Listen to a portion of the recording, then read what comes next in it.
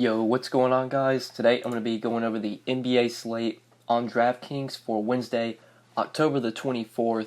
We finally have sort of our first big slate of the year, 11-game slate for Wednesday. I'm going to go through each position and talk about some of my favorite plays on this slate. Of course, we'll talk about the studs, the value plays, the mid-tier plays. I'll try and cover as much as I can. I am recording this video a little later than normal, so I might go a little bit quicker. Mostly talk about my core plays. Going through each position, I might try and go a little bit quicker, so that way I can get this video up in plenty of time for you guys to consume it. But yeah, let's go ahead and get started. Look at point guard. We do have James Harden, 11,400, who definitely has to be considered here. It's not a great matchup against the Jazz. The Jazz do play at a slow pace. They're a solid defensive team, but we know that Chris Paul is going to be suspended for this game, so James Harden at 11,400 is definitely going to be on my radar. I'm not going to include him in the core plays because I like some of the mid-range guys that we'll talk about. But James Harden is definitely going to probably be the stud I have the most exposure to out of all the studs on this slate. We got 4 guys over 10K: Embiid, James, Antetokounmpo, and Harden. Harden's probably my favorite. Just with Chris Paul out, James Harden does so much. He's going to do so much in this game. Probably going to get at least 60 DraftKings points, I would say. And we know he has the upside for more. So I do like Harden up top. If I'm paying for a point guard up top or a shooting guard up top, it's going to be him. So I don't plan on having a ton of Curry on this slate. I don't plan on having like a lot of John Wall or Kimba. If I'm not paying up top for Harden, then I like some of these mid-range plays. Devin Booker at 8,300 I really like here versus the Lakers. This is a Lakers team that just plays so fast. Now that they have LeBron, they're pushing the ball. They played fast last year, but they're playing fast again this year, even faster than they did. They're not playing really that great of defense either. So good spot for Devin Booker. If this game can stay close, this game has some really good game stack potential. You can play some guys from Phoenix like Booker, DeAndre Ayton if you want to go to him. On the Lakers side, there's obviously good plays there. Lonzo, I should say. Then you got Kuzma, who's obviously a play with Ingram suspended. You got LeBron, who's definitely playable. So this game had a lot of game stack potential. I do like Devin Booker, 8,300 in a fast-paced game like this. I think he plays really well here and is one of my favorite overall plays on the slate. But in the mid-range, I'm not really going to be playing a lot of these other guys. If I don't pay up for Harden or go to Booker in the mid-range, then I'm probably just going to try and find some value. There's definitely potential value that we have. So like 6K below, I think Josh Hart, 5,800, is going to see a big increase with Ingram and Rondo suspended. At 5,800, he is a good play in my opinion, especially against the Suns. He played really well in their last game against the Spurs. He saw a lot of minutes. He's been playing a lot better than KCP. Honestly, wouldn't be surprised if Hart starts at shooting guard for this game in case KCP gets moved to the bench. So I do like Hart at 5,800. Also want to mention TJ McConnell at 4K. So Ben Simmons was out Tuesday night, and the Sixers are on a back-to-back, so I would imagine that Ben Simmons doesn't play again today. TJ McConnell at 4K is going to be a value that's really hard to pass up. He didn't crush or anything Tuesday night against, I believe they played the Pistons Tuesday night. I think he had 28 DraftKings points. If he gets 25 to 30 DK points, that's great value at 4K. In tournaments, there's obviously you can go underweight on McConnell, but if Simmons is out again, I think you just lock McConnell in, especially in cash games. At 4K, just too good of a value. On a slate where there's a lot of studs, TJ McConnell, as long as Ben Simmons remains out, McConnell's going to be a guy that I do have a ton of exposure to. Really like him at 4K. But I think that's it for the value at shooting guard. Like I said, I'm going to go a little bit quicker, so let's go ahead and move on. Or it's going to be it for point guard. Let's go ahead and move on to shooting guard. Obviously, we have Harden up top here, who I love. Guys like Kawhi, Jimmy Butler aren't core plays for me on this slate. Like I said, if I'm paying up at shooting guard, I'm probably just going to be playing James Harden there. There are mid-tier plays, though, that I do like. So with the Chris Paul suspension, that's really going to benefit Eric Gordon. I'm not sure what Eric Gordon's price is. I feel like he is very cheap. Let's go ahead and look him up real quickly. So Eric Gordon is 5,800 against the Jazz. Like I said, not a good matchup. It's not a good matchup for Harden. Slow-paced matchup, but 5,800 Eric Gordon, definitely a core play. I feel like if you want to go to him, I think he's a really good option. You do have Hart at the same price, who's definitely a consideration. Also, Cedi Osman against Brooklyn, I do like at 5,800. Those 3 guys, Cedi, Eric Gordon, Josh Hart at shooting guard, are probably going to be the guys I land on a lot if I'm not playing Harden. like in the mid-range, I don't see a ton here that I like that I already haven't mentioned. So trying to find value, cheaper plays at this position. You can obviously play McConnell here at shooting guard if you do want to go to him. He's probably my favorite value. I don't love a lot of value here. Like Brim Forbes has been getting good minutes with how like depleted at point guard the Spurs are, but he hasn't really been very efficient with the minutes. I mean, he's been solid 21, 26, 24 DK points. He played 37 minutes in their overtime game last game against the Lakers, but still only put up 24 DK points. So even if he plays 30, 35 minutes, he's not really going to be a guy that gets you like a point per minute. So I'd probably shy away from Forbes. I'd much rather play McConnell for cheaper. McConnell's the value play here, in my opinion. We could probably go back to campaign because it looks like Chris Dunn is going to be out for about a while. I think it's 4 to 6 months or 4 to 6 weeks. So 4K campaigns potentially in play against the Hornets. With Dunn out, that does make Zach LaVine a better play. But Zach LaVine is pretty expensive. He's $7,400. It's going to be hard to prioritize Zach LaVine on the slate, I feel like, with Harden available and with the cheaper options you have in Osman, Gordon, Hart. It's going to be hard to go to LaVine, but if I was to pick somebody in that mid-range, I think LaVine probably would be the guy. Either him or Luka Doncic at $7,100. But that's it for shooting guard. Now moving on to small forward. You obviously have Giannis and LeBron up top here. If I had to choose one of these guys, I think LeBron's the play. Just in my opinion, they're about the same price. I think I'd rather have LeBron. Just without Rondo, LeBron's going to be carrying the ball in his hands a ton. He's going to have the ball in his hands a ton. Just going to be facilitating a lot. He played 43 minutes in their overtime game against the Spurs and put up 67 DK points. Was 2 rebounds shy of a triple-double. I'm expecting another big performance from LeBron here. So I do like him at 11-1. He's probably my favorite small forward if I can fit him in. But this might be a position we want to go to the mid-range. Kyle Kuzma, definitely a guy I like against Phoenix.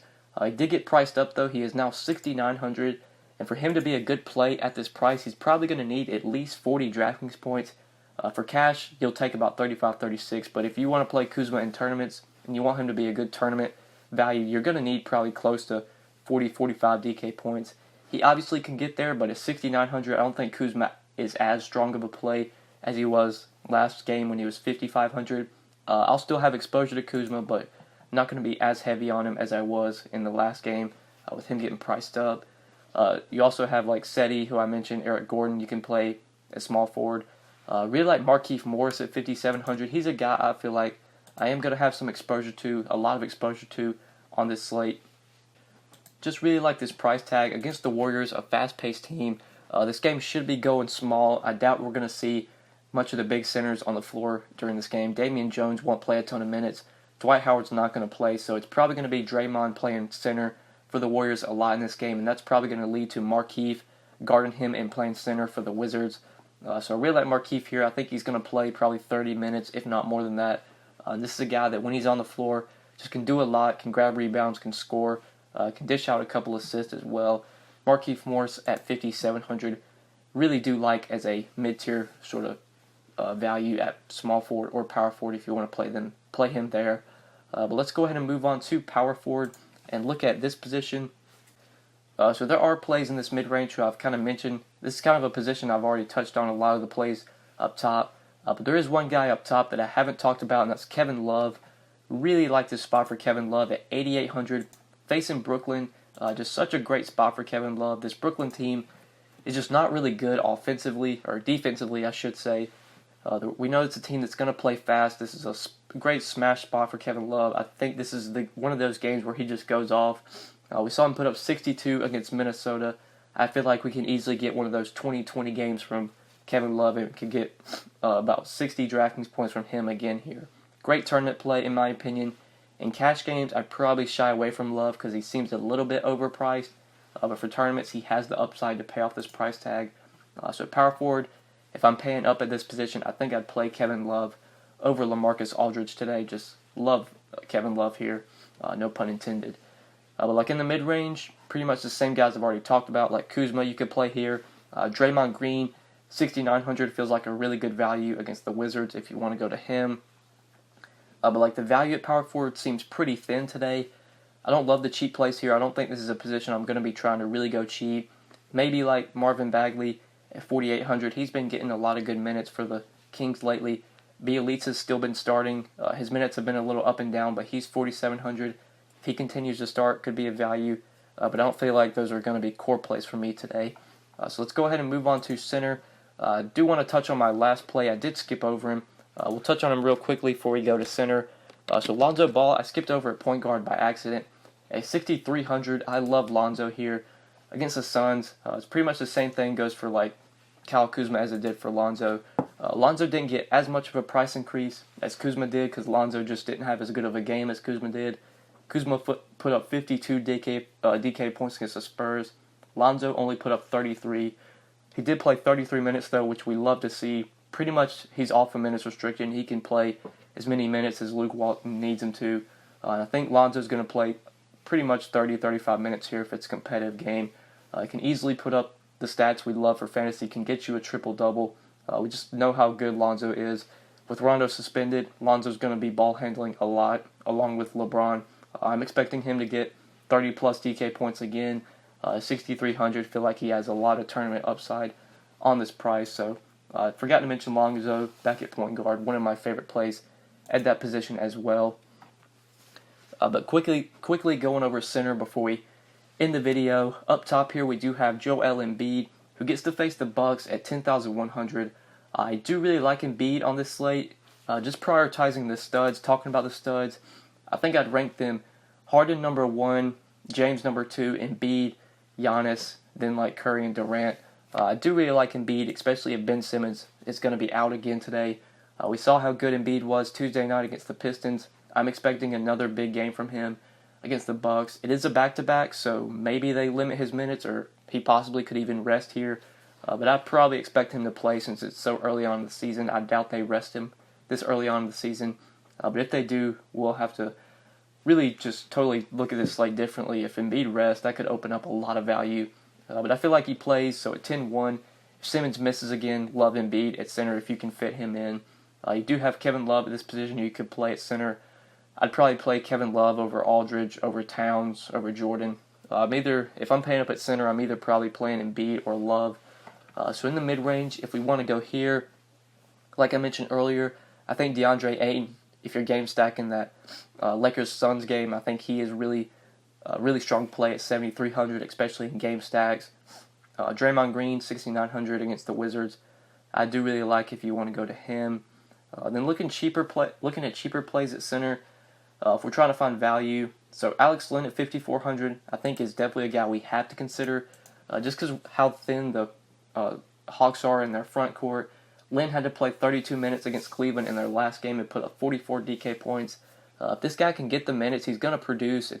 He's got a good matchup against a Dallas team that isn't great defensively down low. They do have DeAndre Jordan now, but with DeAndre Jordan on the court, I expect that should lead to Len probably having to play more minutes since they're going to need a big body to go up against DeAndre Jordan. So I do like Alex Len today at 5,400. Might be a riskier play. I'd probably shy away from him in cash. I'll have exposure to him in my tournament lineups, though, at 5,400. Jaren Jackson at 5,400 is going to continue to have to play big minutes with Michael Green out. He's definitely in play. Forgot to mention him at power forward. JaVale McGee, 5,300.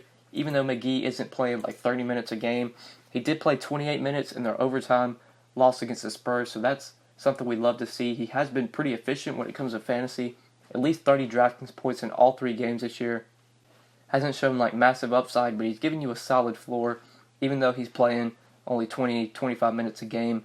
Against the Suns, do like McGee here at 5,300.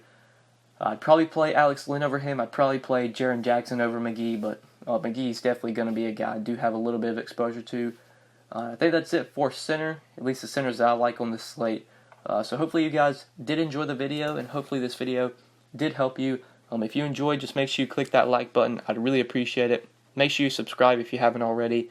If you do have any questions, feel free to hit me up on Twitter at the DFS_GOAT, or you can leave a comment down below, and I will get back to you as soon as I can. But yeah, guys, good luck on this Wednesday slate, and we will see you back again on Thursday. Peace.